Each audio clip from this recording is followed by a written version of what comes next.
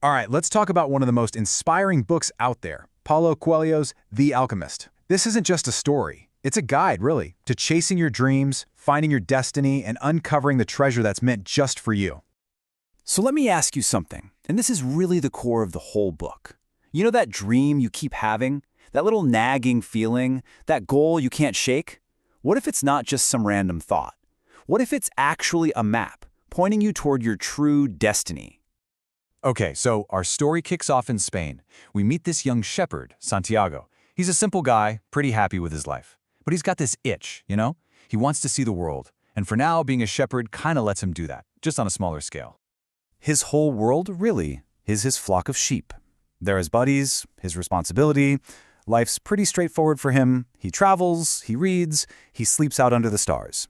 It's a peaceful life, for sure. But that peace isn't gonna last, because something's about to shake things up in a big way. And here it is, a dream. But we're not talking about just any old dream. This one keeps coming back, night after night. It's always the same. There's a hidden treasure, and it's waiting for him all the way over at the Egyptian pyramids. And he can't shake it. He feels it in his gut. This is more than just a dream. It's a sign. So following that feeling, he has this encounter that's a total game changer. He meets a mysterious old king, and this king has a powerful secret to share. This old man, he calls himself Melchizedek, the king of Salem, and he introduces Santiago to this incredible idea called the personal legend. Now, this isn't just some goal you write down, it's bigger. It's your life's true purpose. You know that thing you've always deep down wanted to do? That's your personal legend. It's like the universe is calling out to you, saying, hey, this is what you were made for. And the king gives him this incredible piece of wisdom. When you truly want something, the whole universe conspires to help you achieve it. I mean, wow. Hearing that, it's like a switch flips for Santiago. This one idea gives him the guts to do something absolutely crazy. He sells his sheep, his entire livelihood, and just goes. He leaves everything behind to chase this dream of a treasure in Egypt. Of course, a journey like this is never easy, right? The moment Santiago gets to Africa, boom, he's immediately hit with his first major test. He gets robbed, loses every single cent he has. And right there, he's at a crossroads that I think we all face at some point. He could play the victim, give up, and just go home with his tail between his legs. Or he could see this differently. He could see himself as an adventurer facing a challenge. And you know what? He chooses to be the adventurer. So instead of quitting, he gets a job at a crystal shop. And for a whole year, he just works. He learns about business, he learns patience, and he actually helps turn this failing shop into a success. It's a huge lesson for him. Sometimes the detours, the struggles, they're not just roadblocks. They're part of the path, teaching you exactly what you need to know. Once he's saved up enough money, he joins a caravan to cross the Sahara. And in an oasis in the middle of this vast desert, he meets Fatima and falls completely in love. For a second he thinks, maybe this is it. Maybe I should just stay here with her. But Fatima herself teaches him this beautiful, important lesson. Real love doesn't get in the way of your dreams. It encourages them. As he goes deeper into the desert, he finally meets the man this whole book is named after, the Alchemist. And this is where things get really deep.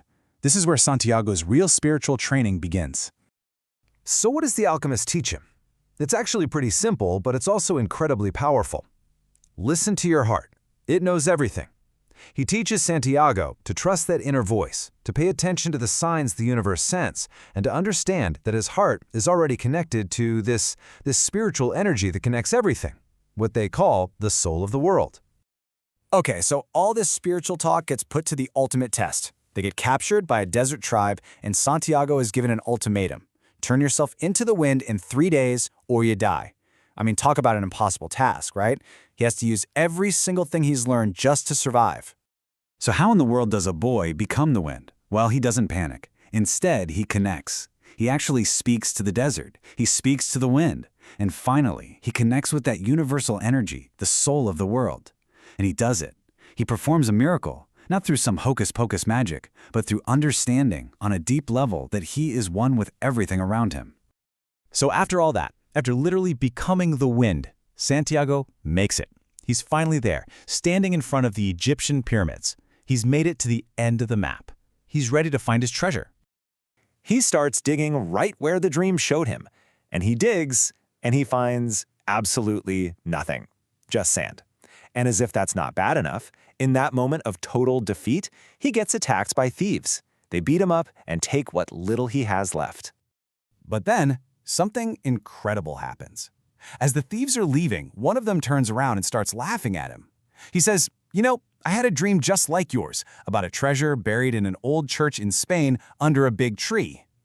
Spain. And in that one instant, it all clicks. Santiago gets it. The treasure wasn't at the pyramids at all. It was back where he started, the whole time. It was buried in the exact same abandoned church where he used to sleep with his sheep. The journey wasn't about getting to Egypt. The journey was what he needed to go through to gain the wisdom to finally see the treasure that was waiting for him at home all along.